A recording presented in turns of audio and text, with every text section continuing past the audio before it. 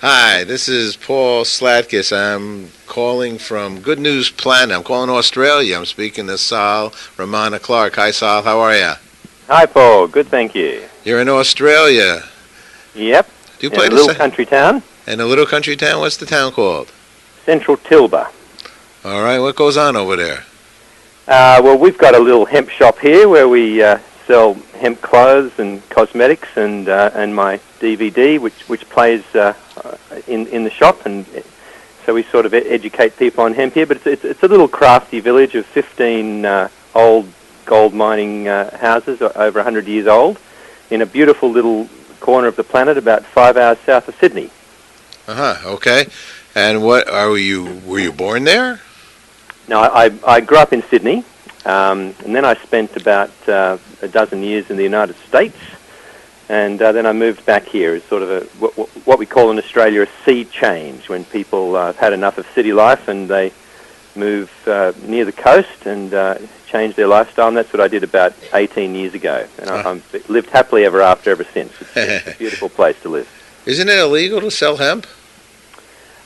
In Australia, industrial hemp is legal, and we have hemp clothing products and also hemp food products and hemp seed oil. We are, unlike the United States, it is actually technically illegal to sell hemp seed products for food, but you guys can get hemp milk and other hemp products legally in your health food shops, I noticed when I was there recently. Is that right? But, Okay. I just had my morning teaspoon of hemp seed oil, which is doing me a world of wonders and keeping me healthy. But yes, unfortunately, I just committed civil disobedience by doing that in Australia. That is an arcane situation here, because it's just a very healthy, nutritious oil, which is very high in omega-3 and omega-6 essential fatty acids, which as health people know these days, that's very good for you. So. But yes, it is illegal here to use cannabis products for medicine, unlike 15 of your states. And of course, marijuana is still illegal, like most places here. What is hemp? Well, hemp is the most interesting and useful and fascinating plant on the planet, really, having been studying it for 20 years. It's a plant that grows vigorously. It came originally from Asia, the Himalayas, and there's also ancient history of it in Africa and through the Middle East. It grows very fast. It grows in male and female plants. It's an annual. It grows like a weed, and it produces many, many products. The fibre that comes from the outside of the stem has been made into clothing probably for 3,000 years. The first clothing was probably made from the fibre of the hemp stalk. The inner part of the hemp stalk also has lots of uses for fibre, for paper making, and also for these days making building materials. It's also an excellent source of paper. The Chinese developed paper making about 2,000 years ago, and they also used hemp as their first source of paper, and then it was the main source of paper making ever since, until just recently, when at the beginning of the 1900s they invented strong chemicals that could process wood pulp into paper. But hemp has always been the major paper making material until that time. And then looking at the seed of the plant, it's probably the highest, or the most nutritious seed on the planet. It's second to soybean when you're looking at protein, but it's a lot healthier than soybean because it's got more vitamins and minerals. And as I mentioned before, the oil that's pressed out of the seed is very high in the omega-3 and the omega-6 essential fatty acids, which we now know are very essential to general health and well-being, and especially cardio, heart health, and immune system and all these things. So that's the seed of the plant, which is also a combustible. The seed oil is also a combustible oil, which has been used traditionally in lanterns and which could also be processed these days into diesel fuel. But I think it's probably way too valuable to be used as diesel fuel, really, commercially. It's and then going beyond that, looking into the flower of the hemp plant, that's where you get the drug marijuana, which is technically called cannabis. And cannabis has been shown historically, as well as in modern times, to have many medical uses. As a sedative, traditionally it was used to for pain relief, and also to ease the pain of menstrual cramps. Queen Victoria took it for her menstrual cramps.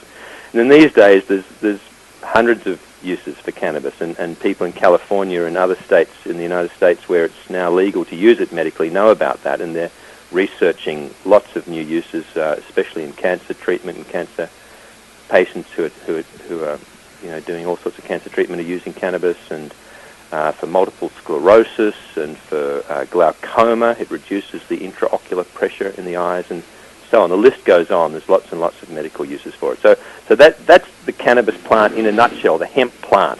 All those are products of the hemp plant. And it truly is a fascinating subject, and each one of those issues, each one of those subjects and the uses that the plant has brings up lots of issues because of the legal status of the plant and the controversy around it, and then also because there are economic issues too.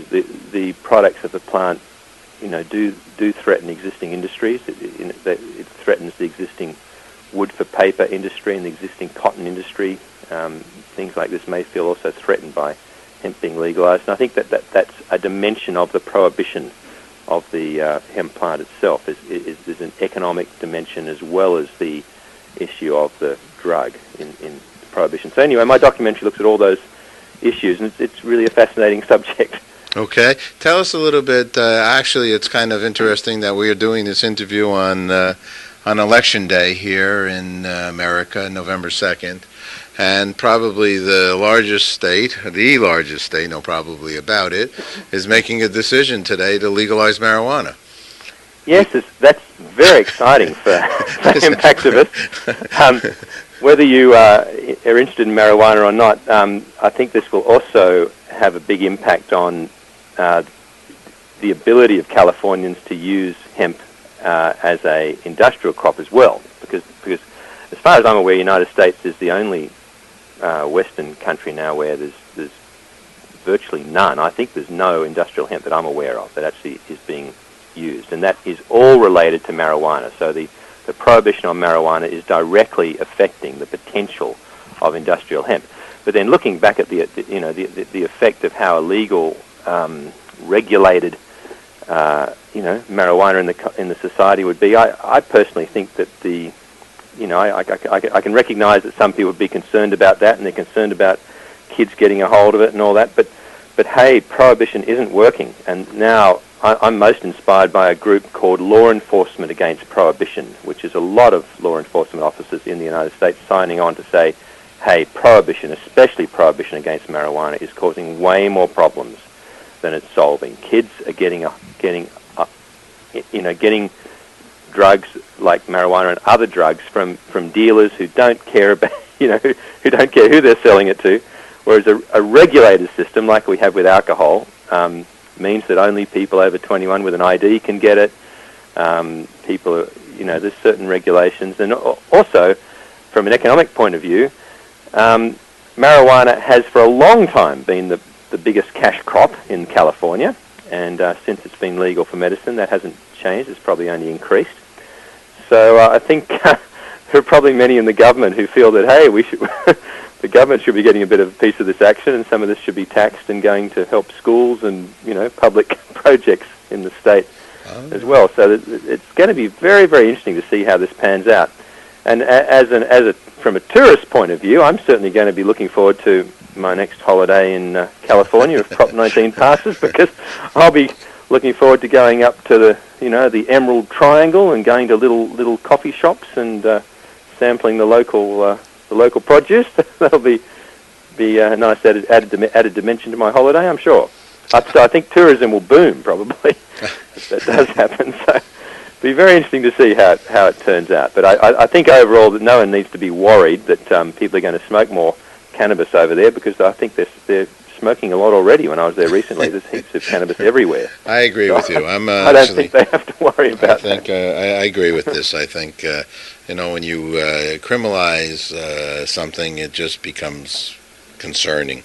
Even with alcohol. I mean, I think there should be laws, and you shouldn't, drink while intoxicated or get high while intoxicated. Or over limit your, do more than, is what a government sets as a standard, or so on and so forth. Yeah. I think there needs to be law with these things, but it's caused a lot of aggravation. The underage drinking or marijuana. There's too many kids have lost their lives over it, and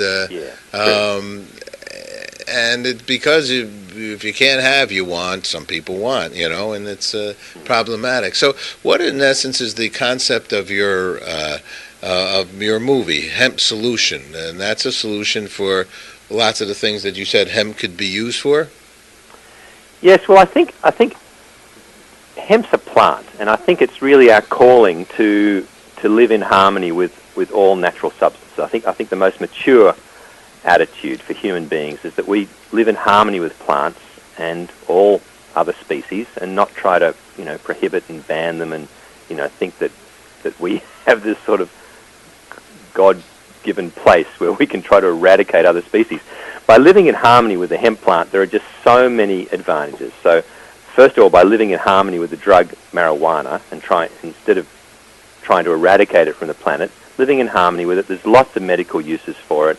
Occasional use, adult use, of marijuana has shown to have no health detriments. It can be used very safely, just like alcohol can be used very safely. And the same way that alcohol can be abused, marijuana could also be abused. People can get somewhat psychologically dependent upon it. But all these issues are health and education issues. They're not law enforcement issues, and that's what the LEAP organisation, Law Enforcement Against Prohibition, is realising, that it is way better to treat drugs, especially marijuana, which is a soft drug comparatively, as a health and education issue. And if people have a problem with addiction, it's usually a psychological problem, because marijuana is very easy to stop. You can stop it and you don't get any withdrawal symptoms. It's a lot easier to stop than tobacco or alcohol even. It's much less, physically addictive. So it's more a psychological issue. If someone has a dependency on a drug, then let's help them. Let's treat them as someone that needs help. If someone wants to sell a plant to another person, it's just a plant. It shouldn't be, it's not something which should use taxpayers' money to lock them away in jail. That's that's really an overstatement. If someone sells cannabis to a minor, then that's a different issue. And I think the California law is looking at that too. I think there are still very strict laws in place for people giving drugs like alcohol or cannabis to minors. So that's still in this what the society regards as criminal. And I think that's I don't want to. That's what the society is deciding to stay with. Now, to go on to your question, what was the rest of the question? I've only talked about the marijuana issue. Well, there's so many issues on this plant.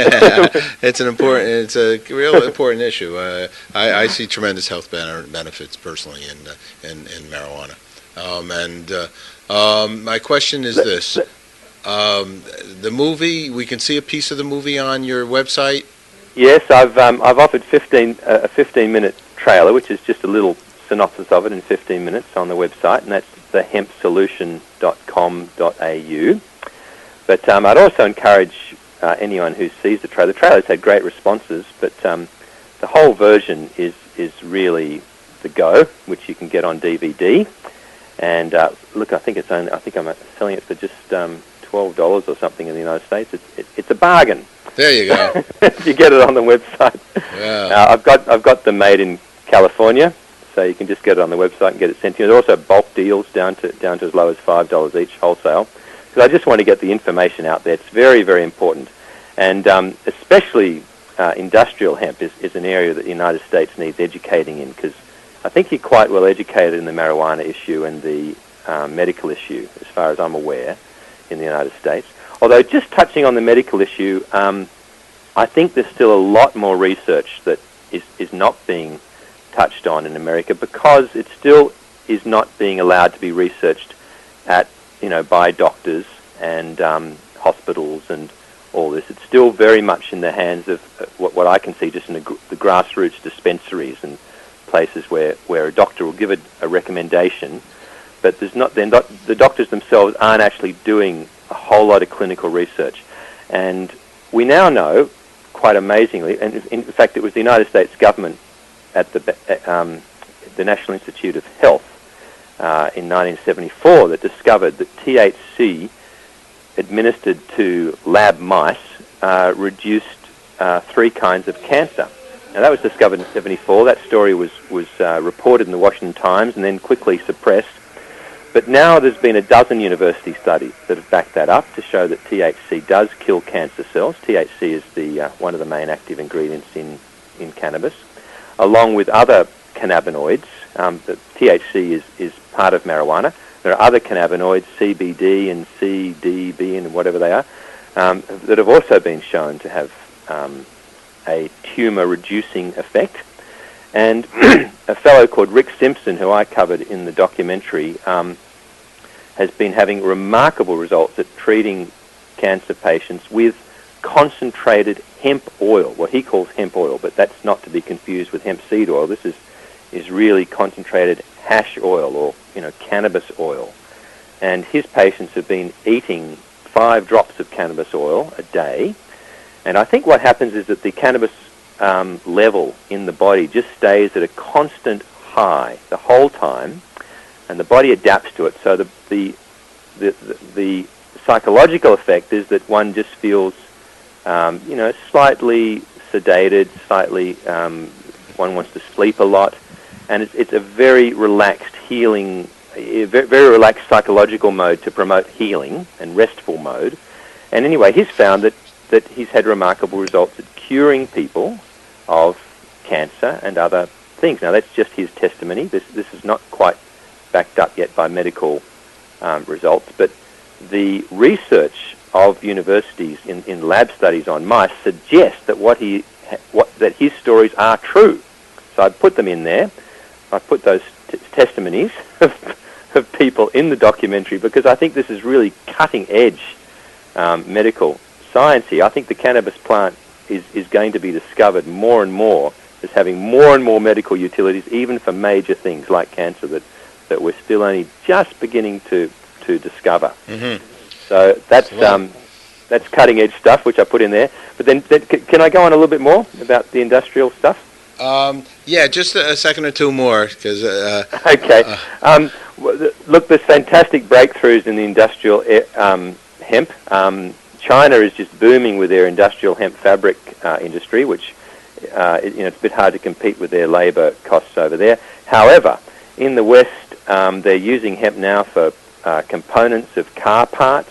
The hemp fibre is extremely useful also for building materials, and now they're finding in England and France and through Europe that you can lock up huge amounts of carbon dioxide in a hemp building because an acre of hemp, can grow up to 10 to even 15 tons of fibre and sequester tons of carbon dioxide that you can lock into the walls of a hempcrete house. It's very quick and easy and inexpensive to make houses out of hemp. So I think that's a fantastic development happening, which I've covered in the documentary. And then also looking at paper, we're really decimating our forests with our huge demand for paper on the planet. And that's a huge concern because that's also making our carbon footprint much more severe because forests are locking up huge amounts of carbon dioxide also. So by using hemp as an annual crop on existing, on land that's already cleared, we can be producing food and oil as well as putting the fibre from the plant into making paper, and then saving forests for timber and for just being there to gobble up carbon dioxide and being beautiful places for animals to live. Sounds like a lot of good news. A lot of good things. It's a solution. Yeah. Last good question here. And then what's good news for you? Well, the good news is that that hemp Besides is everything you talked about. Besides everything I've talked about. Well, look, I'll be looking to California. It's not answering your question, because the good news hopefully today will be a yes on Prop 19 in California. Okay. Let's go with that one. That's the only real... I'll be happy with that as the good news at the end of my day today. Okay, excellent. So thanks so much for Paul. sharing good news with us. We'll send people over to the website. Best of luck. Okay, thanks a lot, Paul. Take care, my friend. Bye-bye. Cheerio. Bye. Cheerio.